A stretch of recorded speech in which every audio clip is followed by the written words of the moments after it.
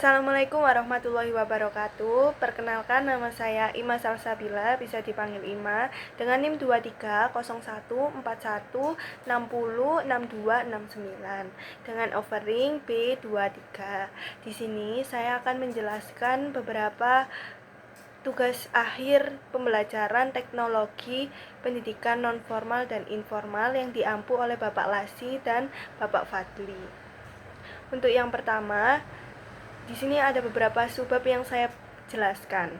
Pertama, yaitu refleksi tentang proposal PKM FIP kemarin yang sudah saya susun dengan teman saya, yaitu Irma Nurkhori, dengan judul Penerapan Sistem Digitalisasi Bank Sampah untuk Meningkatkan Kesadaran dan Keterlibatan Masyarakat dalam Pengelolaan Sampah. Judul ini menarik dikarenakan menggabungkan isu lingkungan, pemberdayaan masyarakat, dan inovasi teknologi secara bersamaan. Program ini tidak hanya menyelesaikan masalah sampah, tetapi juga menghadirkan solusi berbasis aplikasi digital dan kartu barcode yang memberikan nilai tambahan bagi masyarakat RT 5 dan RT 6 Kelurahan Samaan, Kecamatan Klojen, Kota Malang. Baik, yang kedua yaitu proses penyusunan proposal. Dimulai dari saya, Ima Salsabila, sebagai anggota Karang Taruna gabungan RT 5 dan RT 6 yang bergerak aktif sejak SMK, yaitu dalam pengumpulan bank sampah. Saya mengidentifikasi kebutuhan masyarakat di sana dan mengajak warga tentang pentingnya pengumpulan bank sampah masyarakat ini. Dari identifikasi tersebut, saya berpikir untuk membuat inovasi teknologi baru dengan adanya aplikasi bank sampah masyarakat. Tetapi terdapat kendala untuk warga yang lansia. Karena akses teknologi untuk warga lansia kurang memahami, jadi saya memiliki jalur alternatif dengan membuat kartu barcode agar bisa digunakan semua kalangan. Dengan tersebut, saya mengetahui data-data terdapat beberapa jumlah warga di RT 5 dan RT 6. Setelah itu, saya membagi tugas dengan rekan saya, Irma, yaitu tugas proposal PKM kami bagi dengan rata untuk memenuhi tugas mata kuliah teknologi pembelajaran PNFI ini. Yang ketiga yaitu hal menarik di sana. Hal menarik yaitu saya dan rekan saya mendapatkan ide, terutama yaitu ide inovasi tentang teknologi yang dapat diimplementasikan dan studi kasuskan di tempat tinggal saya. Lalu hambatan dari penyusunan proposal yaitu di bagian RAB, rancangan anggaran biaya. Dan yang keempat yaitu hikmah yang saya dapatkan, saya dapat mengetahui rancangan PKM yang sesuai dan benar, serta dapat memahami perencanaan. Lalu belajar sharing ide dengan teman saya dan memahami kebutuhan masyarakat dan memberdayakan masyarakat. Baik, bab selanjutnya yaitu tentang inti dalam proposal PKM kemarin. Yang pertama yaitu di latar belakang. Di latar belakang proposal PKM ini berjudul Penerapan Sistem Digitalisasi Bank Sampah untuk Meningkatkan Kesadaran dan Keterlibatan Masyarakat. Mitra program adalah Karang Taruna gabungan RT 5 dan RT 6 Kelurahan Samaan, Kecamatan Klojen, Kota Malang, yang bergerak dalam bidang pemberdayaan lingkungan melalui Bank Sampah Masyarakat atau BSM. Masalah utama yang dihadapi adalah rendahnya partisipasi warga dalam kegiatan bank sampah ini. Masih banyak warga yang belum memahami manfaat ekonomi dan lingkungan dari kegiatan tersebut. Sistem pencatatan yang masih manual juga membuat kegiatan kurang transparan dan tidak efisien. Masalah ini berdampak pada rendahnya kesadaran lingkungan, potensi ekonomi dari sampah yang tidak dimanfaatkan, serta kualitas hidup warga tidak meningkat secara optimal.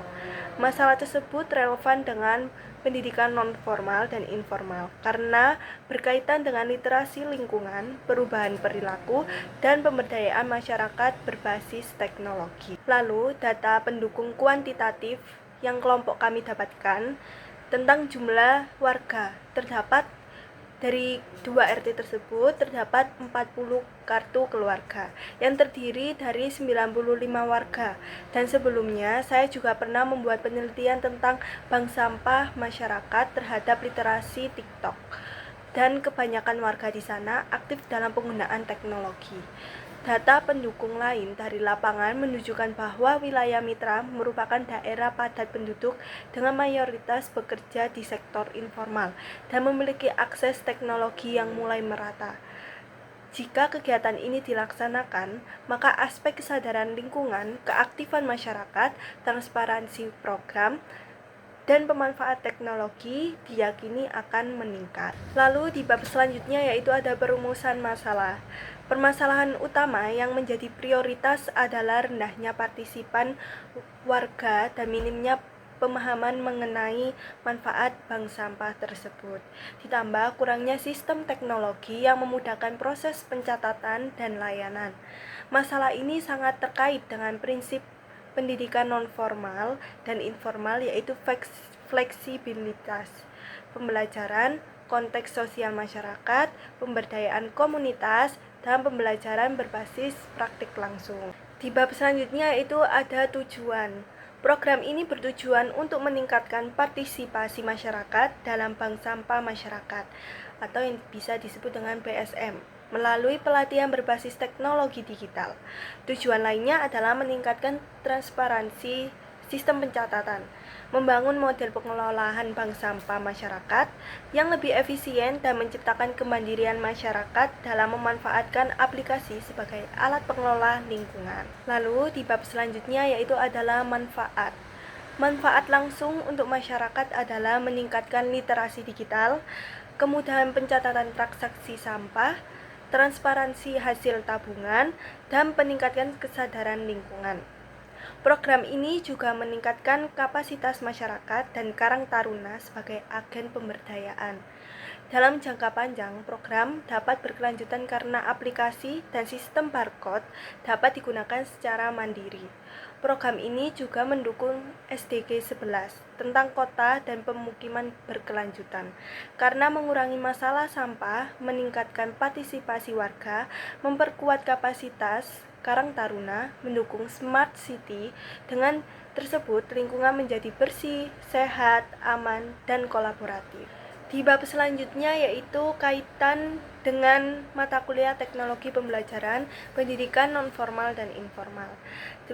Terdapat beberapa faktor, yaitu faktor pertama, faktor peserta pelatihan dan kegiatan.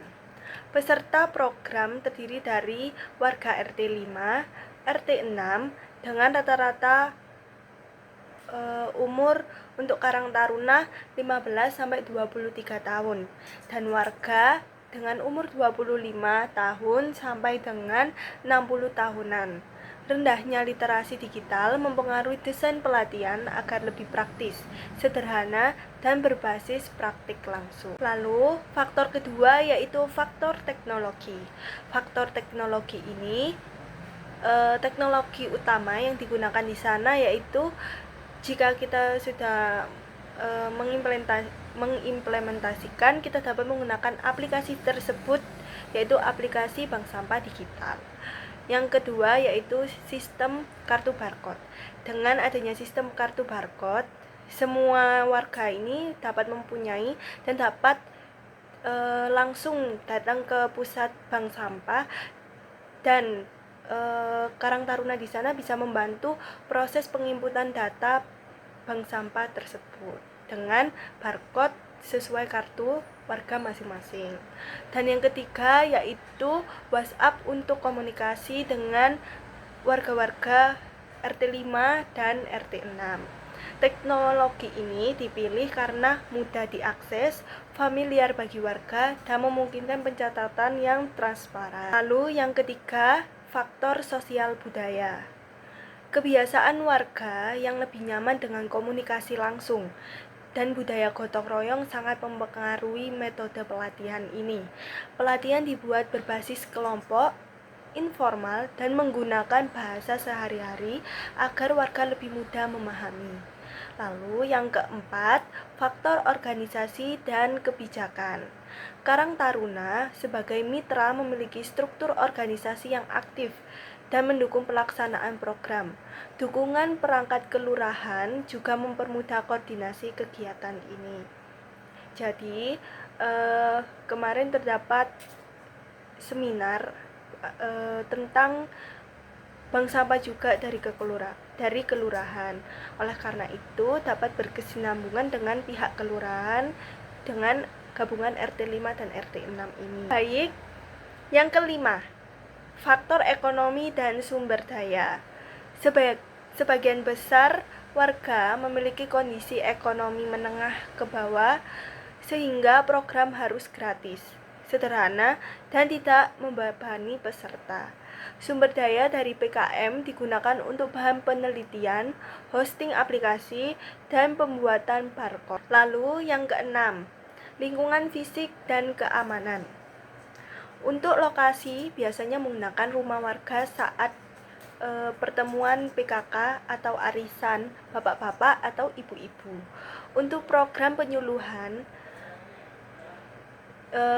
tersebut dilaksanakan waktu arisan tersebut. Tetapi untuk lahan pengumpulan bank sampah masyarakat, ini terkadang terdapat lahan masyarakat yang bersedia atau sukarela untuk menyiapkan lahan untuk mengelola bank sampah tersebut. Risiko di sini yaitu risiko cuaca, dikarenakan sekarang terdapat musim hujan. Susahnya kendala untuk sering berkumpul saat pengelolaan bank sampah masyarakat ini. Jadi penyuluhan tidak pasti dan mencari tempat rumah warga yang bersedia dan lahan bank sampah yang terbuka. Lalu dapat diantisipasi dengan meminjam balai RW 5 untuk tempat sementara jika ada kendala risiko cuaca. Baik, yaitu sebab terakhir tentang penjelasan peran motivasi dalam proses pembelajaran. Di peran motivasi ini, motivasi memang memegang peran penting dalam proses pembelajaran, khususnya pembelajaran mahasiswa pendidikan non-formal ini, karena menjadi pendorong utama yang membuat seseorang mau belajar aktif, bertanya, dan menyelesaikan tugas dengan sungguh-sungguh. Memiliki motivasi tinggi lebih mudah mencapai prestasi, karena mereka terdorong untuk mencari informasi, mencoba hal baru, dan tidak mudah menyerah saat menghadapi kesulitan. Dalam konteks pendidikan non-formal dan informal, motivasi menjadi fondasi untuk teach how to learn, bukan hanya menerima materi, sehingga seseorang tersebut dapat mengembangkan potensinya.